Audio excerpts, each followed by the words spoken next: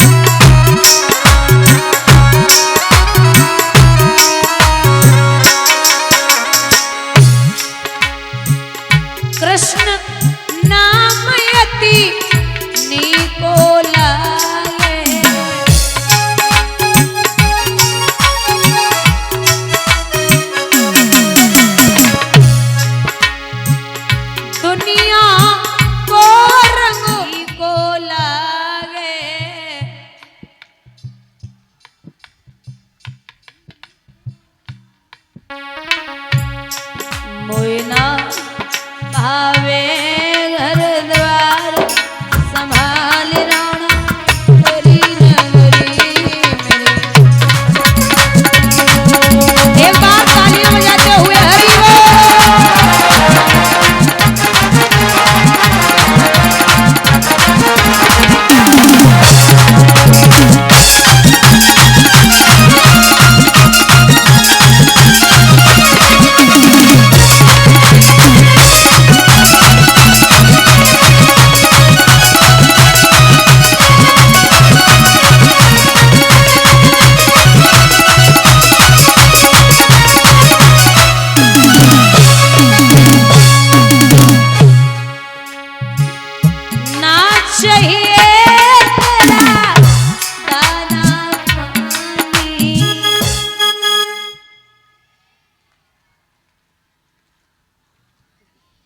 ना चाहिए तेरे हीरे मोती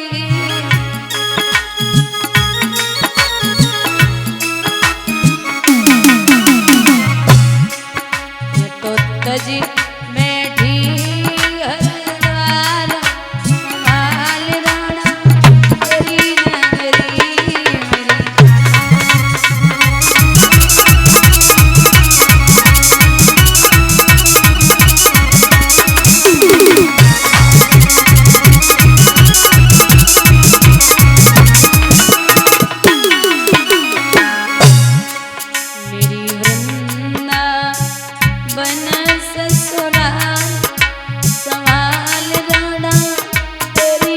मेरी।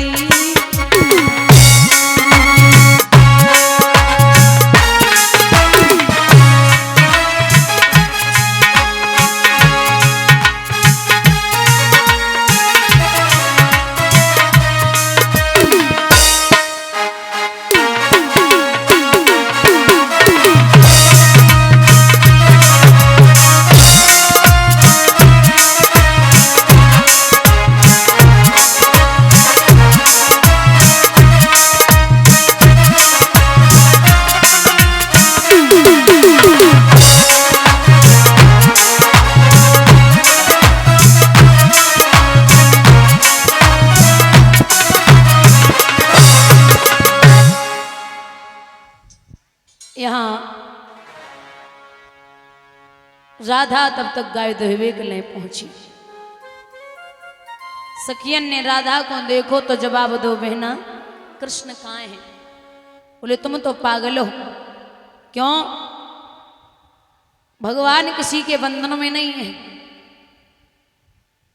आप जिस तरीके से बुलाओगी वो दर्शन देगा।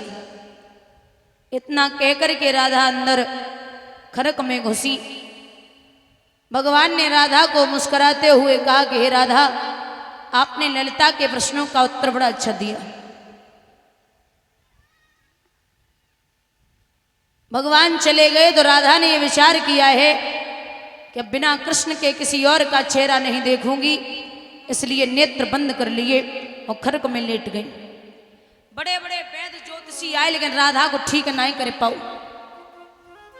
स्वयं कृष्ण को बुलाया गया। स्वयं कृष्ण को बुलाया गया। बड़े बड़े जंतर मंत्र किए। धीरे से भगवान राधा के कान में बोले, अरे राधा। राधा उठी। भगवान बोले ठीक हो? बोले हाँ। भगवान बोले ये बताओ, हमें इतना सब कुछ करना नहीं आता तो आप तो पड़ी रहती। राधा ने मुस्कुराते हुए जवाब दिया, कृष्ण आपको देख के मैंने ये विचार किया कि अब किसी और का चेहरा नहीं देखूंगी, इसलिए नेत्र बंद कर लिए।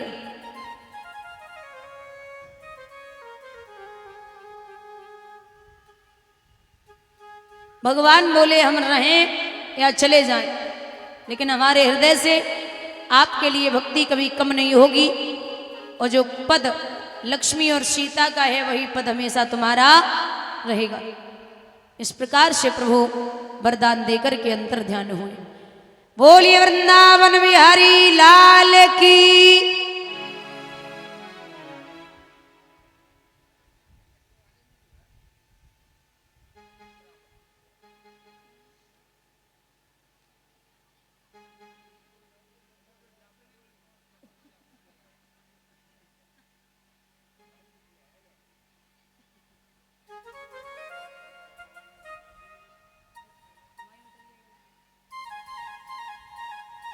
बंधुओं, यहाँ प्रसंग उठता है कि भगवान ने सखियों के साथ में महाराज कैसे किया। एक समय की बात है, सखियां भगवान से बोली, कृष्ण आप महाराज कब करोगे? बोले समय आने पर। कि बोले कृष्ण चंद्र तुम धीरज धरो, श्याम सुंदर निकल के न जा पाएगा।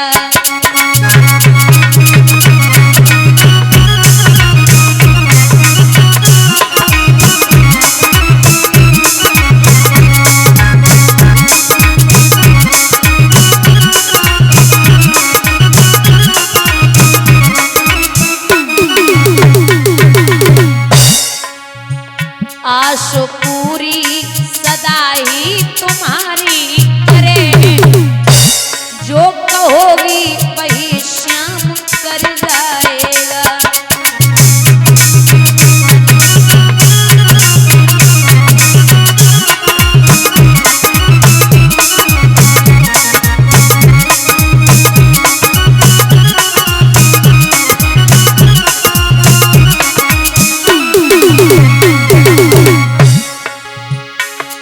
कर जोर की सखियां कहे श्याम के, तुम संग हमेशा हमारे रहो। एक पल भी हुए श्याम हमसे जुदा, एक पल भी हुए श्याम हमसे जुदा, किसी गम में मेरा दम निकल जाएगा।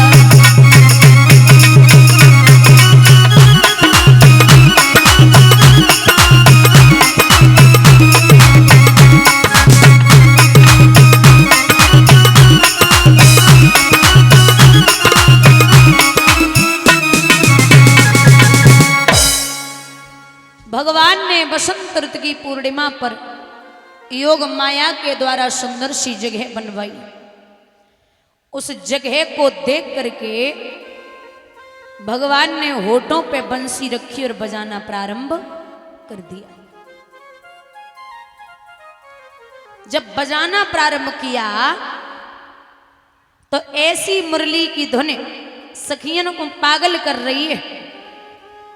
कोई अगर खाना बना रही तो खाना छोड़ के भागी, कोई अगर पति को पानी देवे को जा रही तो पानी भूल गई, कोई खाना देवे को जा रही तो खाना गैया के पास में, गैया को भूसा पति के पास में। सासू के पाए दबा रही उसे पाँव ही खेचल लगी, एक हाथ में सुरमा दानी एक आंख में सुरमा लगो भाग परी। वो बंसी की धुन सखियों को पागल कर गई। जैसी जो काम कर रही थी सब काम छोड़ दिया। अब एक बात बताइए हमें आप, दादा अभी आप किसी का निमंत्रण करो, पहले तो आप उसके यहाँ कार्ड भिजवा दो, उसके बाद फोन करके 2 बार और कह दो कि आपको आना ही आना है हमारे यहाँ, और फिर जब वो आपके यहाँ पहुंच जाए फिर वैसे जब पूछो का लेना आए, तो कितनी बड़ी बेइज्जती होगी। एक तो कृष्ण बुला रहे बंसी बजा के, और दूसरा जब सखियां पहुंच गई फिर बोले क्या लेने आई हो यहाँ। तुम्हें शर्म आनी चाहिए, रात में अपने अपने पति को छोड़ के यहाँ रात्रि में हमारे पास आ रही हो, शर्म नहीं है तुम्हें। सखियां बोली अजीब हो, ये भी कोई बात हुई। भगवान बोले ये सब बात हुई। तो बोले हमारे सवाल का जवाब दोगे। भगवान बोले 1 नहीं 10 पूछो, हर बात का जवाब मिलेगा। बोले तो कृष्ण ये बताइए, एक पतिव्रता औरत उसका पति विदेश चला जाए और वो मिट्टी का पति बना करके उसकी पूजा करे, और जब वो मिट्टी के पति की पूजा कर रही हो तो उसका असली पति विदेश से आकर के कुंडी को खटखटा दे, तो आप ये बताइए कि वो असली के लिए दरवाजे खोले या जो नकली मिट्टी का है उसकी पूजा करती रहे। बताइए कृष्ण। भगवान बोलेगा बाबा नहीं हो, जब असली आएगा विदेश से तो फिर नकली की क्या जरूरत है, छोड़ दो तुरंत, असली के लिए दरवाजे खोलो। तो भगवान से सखियां मुस्कुराई के बोली अरे ओ माधव, संसार के पति पिता पुत्र सब नकली हैं, आप एक असली हो। तुम हमारे पति तो छोड़ो, हमारे पतियन के पति आप जगत पति और जगत पिता। आजकल लोगों की सोच है, मतलब कलयुग का आदमी कहता है कि अगर मैंने 2 शादियां कर ली 3 कर ली, या मैं किसी से कोई संबंध है मेरा तो ये कोई गलत बात है। अरे भगवान ने 16,108 विवाह किए, और ऐसी युवावस्था में जवान युवतियां थी उनके साथ में महाराज किया।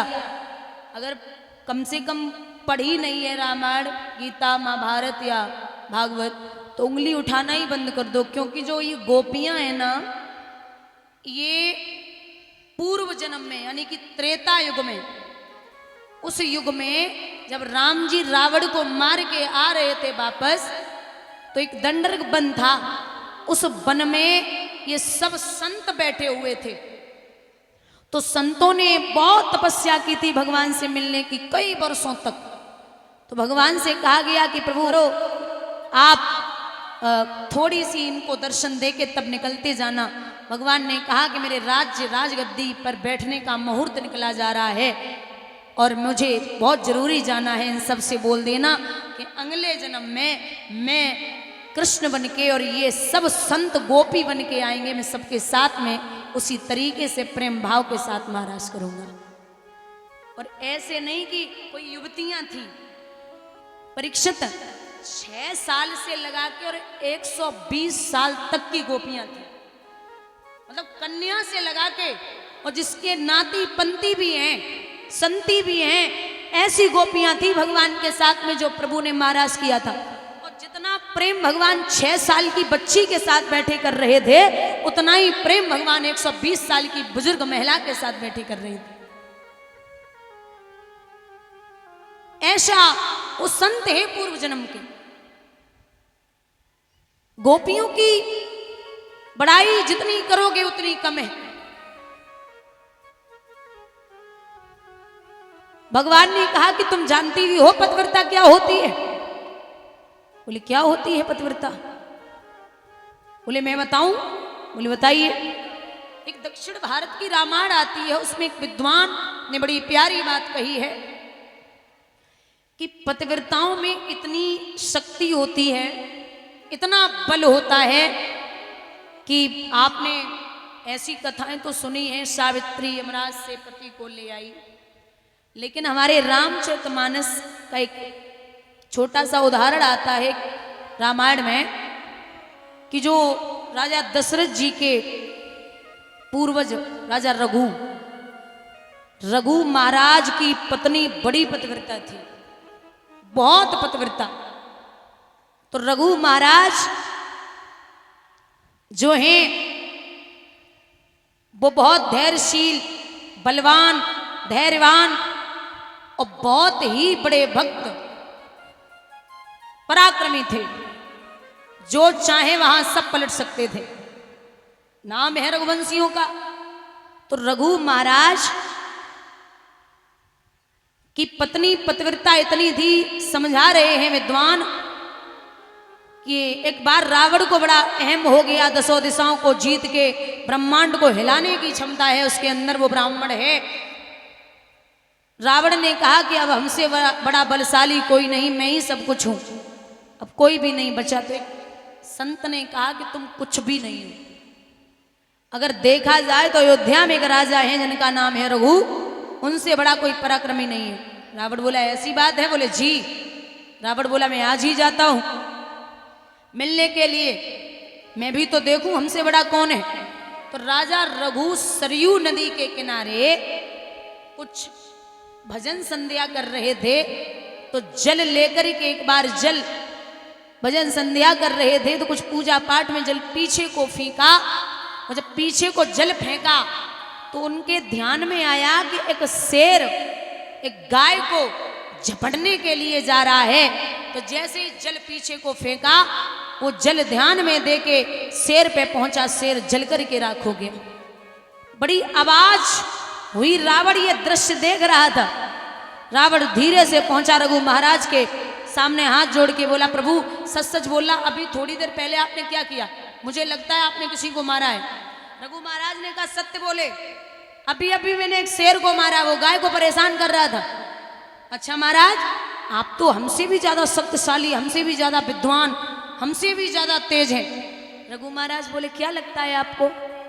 बोले मैं कुछ पूछूं? बोले पूछिए। महाराज मेरी बहुत बड़ी लंका है, मैं लंका का हूं रावण। रघु महाराज बोले ये भी पता है आप रावण हो? अच्छा आप क्या क्या जानते हैं मेरे बारे में? तो श्री रामचंद्र जी के पूर्वज रघु महाराज बैठे बैठे लंका का नक्शा बना रहे हैं। पूरा लंका का नक्शा बना के तैयार किया और सब सैन्य कक्ष बताइए, बोले यहाँ कुंभकर्ण सोता है, यहाँ आपका बेटा, ये वो सब समझा रहे हैं रावण को। और धोखे से महाराज हथेली फिसली रघु महाराज की, तो जैसे ही हथेली फिसली, खोपड़ी से हाथ मारा रघु महाराज ने। रावण बोला क्या हुआ महाराज? बोले जितनी हथेली मेरी फिसली है इतनी तुम्हारी लंका समुद्र में चली गई। रावण बोला ऐसी बात है? बोले जी। भाग के पहुंचा, महाराज वो उतनी लंका समुद्र में जा रही है। रघु महाराज को देख के रावण ने विचार किया, अच्छा आपको शंका है क्योंकि भारत में बहुत रामायण है और हर विद्वान अपने अपने अलग अलग मत देता है ना। तो वो जो रावण वहां से उस पर रहा नहीं गया, वो पतिव्रता पत्नी है रघु महाराज की, भेष बदल करके रघु महाराज का उनके यहां पहुंचा। बोला देवी मैं आपसे कुछ अकेले में बात करना चाहता हूं। दिमाग बदला देवी का, बोले ये मेरे पति नहीं है। मेरे पति जब भी आते थे तो सबसे पहले महलों में घुसते ही प्रणाम करते थे। चौखट जब लांघते थे तो सबसे पहले उनका चेहरा देख के ही मैं समझ जाती थी कि मेरे पति हैं, उनका तेज है इतना, ये मेरे पति नहीं। ध्यान धर के देखा तो महाराज रावण है। सिपाहियों को, फौजों को इशारा दिया, जो भी थे बंदी बना लो। बंदी बना लिया, रघु महाराज को खबर दी।